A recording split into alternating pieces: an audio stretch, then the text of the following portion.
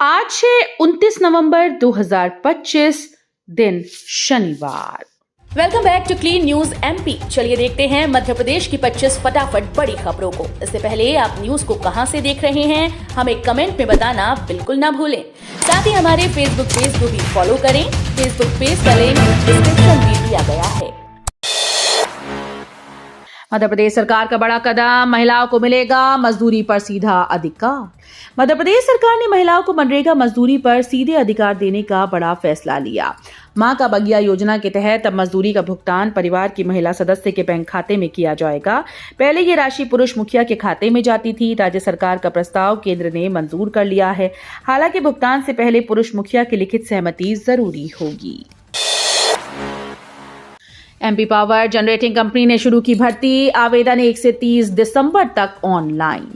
Madhya Pradesh power generating company limited ने plant assistant के 90 पदों पर भर्ती निकाली है। इसमें 53 पद मैकेनिकल और 37 पद इलेक्ट्रिकल ट्रेड के लिए हैं। आवेदन करने के लिए उम्मीदवार का 10वीं पास होना और संबंधित ट्रेड में ITI होना अनिवार्य है। केवल पुरुष उम्मीदवार ही आवेदन कर सकते हैं। आवेदन 1 से 30 दिसंबर 2025 तक ऑनलाइन होंगे। सामान्य वर्ग का आवेदन शुल्क 1200 और आरक्षित वर्ग का 600 रुपए है। सैलरी 25,300 से 80,500 तक निर्धारित है। बड़ी निकासी पर सख्त नियम, 50 करोड़ से ज्यादा निकालने के लिए वित्त विभाग की अनुमति जरूरी। अब किसी भी विभाग को 50 करोड़ रुपए से अधिक की राशि निकालने के लिए पहले वित्त विभाग से अनुमति लेनी होगी। इसके लिए उन्हें प्रमाण देना होगा कि ये राशि बैंक खाते में नहीं रखी जाएगी। ऐसा इसलिए किया जा रहा है ताकि वित्तीय प्रबंधन पर असर न पड़े। भारत सरकार ने भी इससे रोक लगाई है। ये कदम बड़े पैमाने पर धनराशि के सही प्रबंधन और वित्तीय अनुशासन सुनिश्चित करने के लिए उठाया गया है। मुख्यमंत्री योजना में वृंदावन ग्राम बनेगा देहरी, ग्रामीण आत्मनिर्भरता और सुविधाओं पर जोर। मुख्यमंत्री वृंदावन ग्राम योजना के तहत देहरी गांव को चुना गया है। इस योजना के अंतर्गत 5 साल की कार्य योजना तैयार करने के लिए 19 विभागों की बैठक जल्द होगी। इसका उद्देश्य ग्रामों को आत्मनिर्भर बनाना, मूलभूत सुविधाएं उपलब्ध कराना है। योजना में गौपालन, डेयरी विकास, पर्यावरण संरक्षण, जैविक कृषि, जल संरक्षण, सौर ऊर्जा, चारागाह विकास, अधोसंरचना और स्वरोजगार जैसे ग्रामीण विकास के कार्य शामिल होंगे। उज्ज्वला योजना में नई व्यवस्था, गैस सिलेंडर सब्सिडी के लिए अब eKYC अनिवार्य। प्रधानमंत्री उज्ज्वला योजना के तहत गैस कनेक्शन लेने वाले लाखों लाभार्थियों के लिए नई व्यवस्था लागू हो गई है। अब 7वीं रिफिलिंग के बाद 8वां या 9वां गैस सिलेंडर बुक कराने से पहले eKYC कराना अनिवार्य होगा। यदि उपभोक्ता eKYC नहीं कराते तो उनके बैंक खातों में 304 रुपए की सब्सिडी जमा नहीं होगी। योजना के तहत प्रत्येक उपभोक्ता को साल में 9 सिलेंडर पर यह लाभ मिलता है। RSS अब जेनजी युवाओं से जोड़ेगा नाता, 34 बड़े नगरों में युवा संगम की शुरुआत। राष्ट्रीय स्वयंसेवक संघ अब जनरेशन जूमर्स यानी जेनजी युवाओं को अपने संग जोड़ने की दिशा में काम कर रहा है। इसके लिए 34 बड़े शहरों में युवा संगम कार्यक्रम शुरू किया जाएगा। दुनिया में जेनजी को लेकर बहस हो रही है और नेपाल में सरकार के बदलाव में उनकी भूमिका चर्चा में रही। पूर्व सीएम दिग्विजय सिंह कह चुके हैं कि लोकतंत्र को बचाने में जेनजी को आगे आना होगा। RSS का ये कदम युवाओं को सामाजिक और राष्ट्रीय गतिविधियों में सक्रिय करने की रणनीति का हिस्सा माना जा रहा है। दिग्विजय सिंह का चेतावनी भरा ऐलान, मतदाता सूची में गड़बड़ी हुई तो कोई नहीं बच पाएगा। दिग्विजय सिंह के अधिकारी और कर्मचारियों को ये चेतावनी है। पूर्व मुख्यमंत्री दिग्विजय सिंह ने कहा कि मतदाता सूची में गड़बड़ी को लेकर कई जानकारियां सामने आई। एक पते पर 100 से लेकर 150 तक मतदाताओं के नाम दर्ज हैं।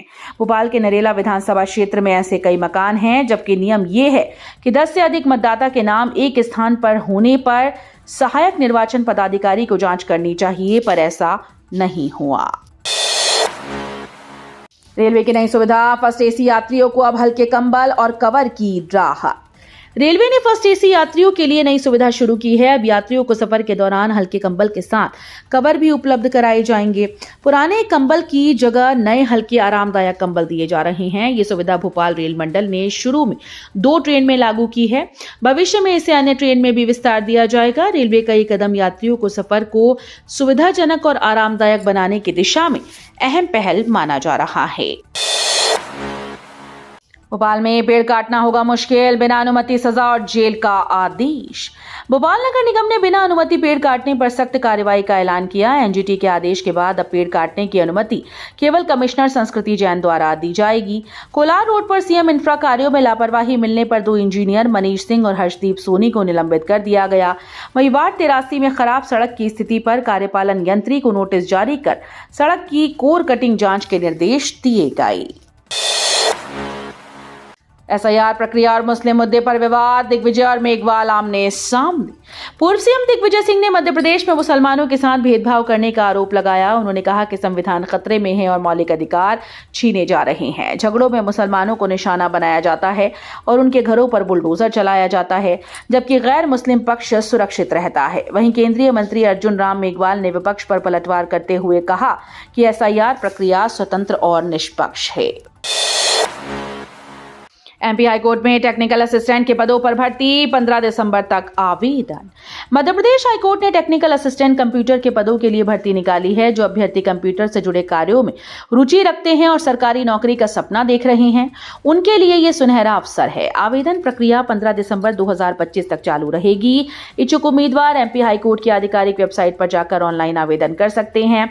यदि आवेदन में किसी प्रकार के सुधार की आवश्यकता हो तो 19 से 21 दिसंबर तक सुधार की विंडो उपलब्ध रहेगी।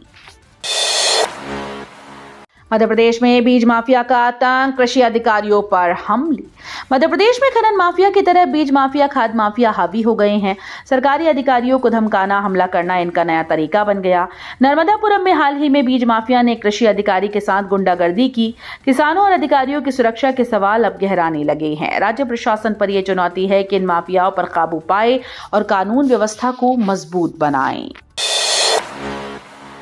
3 साल में स्नेक बाइट मुक्त होगा मध्य प्रदेश। हर साल 2000 मौतों पर रोक। मध्य प्रदेश में हर साल लगभग 2000 लोगों की मौत स्नेक बाइट की वजह से होती है। मुख्य वजह है जागरूकता की कमी और समय पर इलाज न मिल पाना। राज्य सरकार ने इसे गंभीरता से लिया। सर्प अनुसंधान संगठन की मदद से टॉप 10 जिलों में विशेष कार्यशालाओं का आयोजन शुरू किया गया। इसका मकसद लोगों को सजग करना और स्नेक बाइट से होने वाली मौतों को कम करना है। जबलपुर बना देश का दूसरा क्लीन एयर शहर। 100 दिन के एक्शन प्लान से लक्ष्य नंबर 1। देश में प्रदूषण लगातार चिंता का विषय बनता जा रहा है, खासकर दिल्ली जैसे शहरों में। ऐसे में जबलपुर ने ये साफ हवा के मामले में अपनी अलग पहचान बनाई और अब ये देश का दूसरा सबसे स्वच्छ शहर माना जा रहा है। हालांकि शहर प्रशासन और नगर निगम लगातार प्रयास कर रहे हैं। साफ हवा को और बेहतर बनाने के लिए नगर निगम ने 100 दिन का विशेष एक्शन प्लान तैयार किया है। दिग्विजय सिंह ने याचिका दायर की। मस्जिदों के बाहर लाउड स्पीकर विवाद पर कार्रवाई न होने पर उठाया सवाल। राम मंदिर के लिए चंदा संग्रहण के दौरान हुए सांप्रदायिक विवाद को लेकर पूर्व मुख्यमंत्री दिग्विजय सिंह ने जनहित याचिका दायर की। सुप्रीम कोर्ट की गाइडलाइन के बावजूद मस्जिदों के बाहर लाउड स्पीकर बजाकर उकसाने की घटनाओं पर कार्रवाई नहीं हो रही। दिग्विजय सिंह ने कोर्ट में करीब 20 मिनट तक बहस करते हुए इस पर अपनी चिंता जताई और राज्यों से गाइडलाइन का पालन कराने की मांग की। 5000 शिक्षकों की नौकरी पर खतरा, फेल होने पर हाथ धोना पड़ेगा। प्रदेश में 5000 प्राइमरी स्कूल के शिक्षकों की नौकरी पर खतरा मंडरा रहा है। बच्चों की परीक्षा लेने वाले इन शिक्षकों को अब खुद परीक्षा देनी होगी। पहले उन्हें 6 माह कवरेज कोर्स पूरा करना होगा, जिसे national institute of open schooling आयोजित करेगा। यदि शिक्षक इस कोर्स या परीक्षा में फेल होते हैं तो उनकी नौकरी खतरे में आ जाएगी। लोक शिक्षण संचालनालय ने सभी जिलों को इस संबंध में जरूरी निर्देश जारी कर दिए हैं।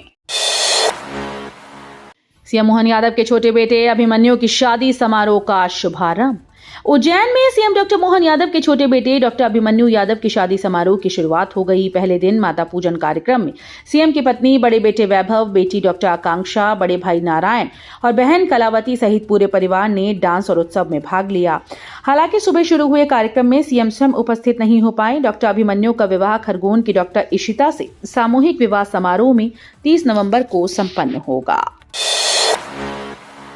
मुख्यमंत्री मोहन यादव अपने बेटे की शादी में 21 जोड़ों की शादी करेंगे, खर्च उठाएंगे खुद। मध्य प्रदेश के मुख्यमंत्री डॉक्टर मोहन यादव के बेटे अभिमन्यु की शादी की तैयारियां जोरों पर हैं। 30 नवंबर को शिप्रा तट पर यह शादी सादगी से संपन्न होगी। खास बात यह है कि मुख्यमंत्री अपने बेटे की शादी के साथ साथ 21 जोड़ों की शादी भी करवा रहे हैं। इस पूरी शादी का खर्च खुद यादव परिवार उठाएगा। ये कदम समाज में एक सकारात्मक संदेश देने के लिए उठाया गया है। रतलाम के शिक्षक का फॉर्मूला साइकिल ऑफ ग्रोथ, सरकारी स्कूल बना विश्व का नंबर 1। रतलाम के सांदीपनी स्कूल के उपाचार्य गजेंद्र सिंह राठौर का साइकिल ऑफ ग्रोथ फॉर्मूला अब दुनिया में छा गया। इस फॉर्मूले के जरिए हर बच्चे और शिक्षक का ग्रोथ डेटा कलेक्ट कर पढ़ाई के तरीके बेहतर बनाए गए। शिक्षक ट्रेनिंग और फीडबैक प्रोग्राम से बच्चों में सीखने की रुचि बढ़ी। परिणाम ये हुआ कि सरकारी स्कूल अब वर्ल्ड एजुकेशन समिट में विश्व के टॉप इनोवेटिव स्कूल में नंबर 1 बन चुका है। इंदौर सराफा चौपाटी में अब सिर्फ 69 खाने पीने की दुकानें, दुकानदारों में नाराजगी। इंदौर के मशहूर सराफा चौपाटी में अब सिर्फ 69 दुकानें खुलेंगी। चार चौपाटी एसोसिएशन ने इन दुकानों को पुरानी और परंपरागत बताते हुए निगम को सूची सौंप दी। इसके बाद निगमायुक्त और अपर आयुक्त ने चार चौपाटी और चांदी सोना व्यापारी एसोसिएशन के पदाधिकारियों को आमने सामने बिठाकर सूची पर दस्तखत करवाए। इस फैसले से कई दुकानदारों में नाराजगी देखी जा रही है, जो अपनी दुकान खोने के खतरे को लेकर चिंता में हैं। एमपी कांग्रेस में नई नियुक्तियां रद्द, राजनीतिक गलियारों में खलबली। मध्य प्रदेश कांग्रेस में नई नियुक्तियों को लेकर बड़ी हलचल है। प्रदेश कांग्रेस अध्यक्ष जीतू पटवारी की मंजूरी के बाद जारी संगठन मंत्रियों की नियुक्तियों को तत्काल प्रभाव से रद्द कर दिया गया। इस फैसले के बाद पार्टी की अंदरूनी राजनीति में हलचल बढ़ गई। शुक्रवार को दिन भर राजनीतिक गलियारों में चर्चाएं रहीं कि क्या ये घटनाक्रम कांग्रेस की एकजुटता को प्रभावित करेगा और 2028 के विधानसभा चुनाव में पार्टी कितनी संगठित होगी। एमपी के छिंदवाड़ा शहर को विश्व बैंक का तोहफा, 237 करोड़ रुपए की फंडिंग। मध्य प्रदेश के छिंदवाड़ा शहर में सीवरेज और नगरीय विकास के लिए 237 करोड़ रुपए की परियोजना शुरू की जा रही है। इस परियोजना के लिए फंड जुटाना चुनौतीपूर्ण था, लेकिन विश्व बैंक ने मदद का हाथ बढ़ाया। मध्य प्रदेश अर्बन डेवलपमेंट ने इस पहल को आगे बढ़ाया और फंडिंग सुनिश्चित की। शहर के विकास, मूलभूत सुविधाओं और साफ सफाई को बेहतर बनाने के इस कदम से नागरिकों को आधुनिक और सुरक्षित इंफ्रास्ट्रक्चर मिलेगा। एमपी में प्याज 1 रुपए किलो, किसान सड़क पर उतरे, ट्रॉली खाली कर दी। मध्य प्रदेश की मंडियों में प्याज के दाम लगातार गिरने से किसानों की हालत बेहद खराब हो गई। लागत से भी कम कीमत मिलने पर किसान गुस्से में सड़क पर उतर आए। रतलाम में किसानों ने अपनी प्याज की ट्रॉली सड़क पर खाली कर दी, जबकि मंदसौर में प्याज का अंतिम संस्कार किया गया। किसानों का कहना है कि बाजार में प्याज की कीमतें इतनी नीचे गिर गई हैं कि उन्हें गंभीर आर्थिक संकट का सामना करना पड़ रहा है। एमपी में पटवारी को उम्र कैद, फास्ट ट्रैक कोर्ट का सख्त फैसला। मध्य प्रदेश के जबलपुर में फास्ट ट्रैक कोर्ट ने राजस्व विभाग के पूर्व पटवारी रंजीत मार्को को उम्र कैद की सजा सुनाई। 19 महीने तक चली सुनवाई के बाद कोर्ट ने उसे 10,000 रुपए के जुर्माने के साथ ये सजा दी। रंजीत मार्को ने अपनी पत्नी की हत्या कर शव को बोरी में बांधकर बांध में फेंक दिया था। घटना में उसने अपने बेटे के सामने ही पत्नी का गला घोंटकर उसकी हत्या कर दी थी। कोर्ट के इस फैसले से कानून के सामने कोई भी अपराधी बच नहीं सकता, ये संदेश गया। एमपी में अपराधियों पर सख्त रोक, सीएम मोहन यादव का चेतावनी भरा बयान। रायसेन जिले में गौहरगंज रेपकांड का आरोपी सलमान राजधानी भोपाल से गिरफ्तार किया गया। रास्ते में उसने पुलिस को चकमा देने की कोशिश की, लेकिन पैर में गोली लगने के बाद वो पकड़ में आ गया। फिलहाल सलमान अस्पताल में घायलावस्था में भर्ती है। इस घटना पर सीएम मोहन यादव ने स्पष्ट किया कि राज्य में अपराधियों पर सख्त कार्रवाई होगी और जरूरत पड़ने पर एनकाउंटर जैसी कार्रवाई भी की जा सकती है। भोपाल में 3 दिसंबर को अवकाश, गैस त्रासदी की बरसी पर ऑफिस और स्कूल बंद। भोपाल शहर में 3 दिसंबर बुधवार को विशेष अवकाश रहेगा। ये छुट्टी 1984 में हुई भोपाल गैस त्रासदी की बरसी पर घोषित की गई। इस दिन राजधानी के सभी सरकारी और निजी कार्यालय, स्कूल और कॉलेज बंद रहेंगे। बैंक और अन्य सेवाएं भी अवकाश की वजह से बंद रहेंगी। ध्यान दें कि ये अवकाश केवल भोपाल शहर के लिए है। जिले के ग्रामीण क्षेत्रों के कार्यालय सामान्य समय अनुसार खुलेंगे। तो ये थी आज की 25 फटाफट बड़ी खबरें। अगर आपको न्यूज पसंद आई हो तो वीडियो को लाइक और शेयर जरूर करें। धन्यवाद।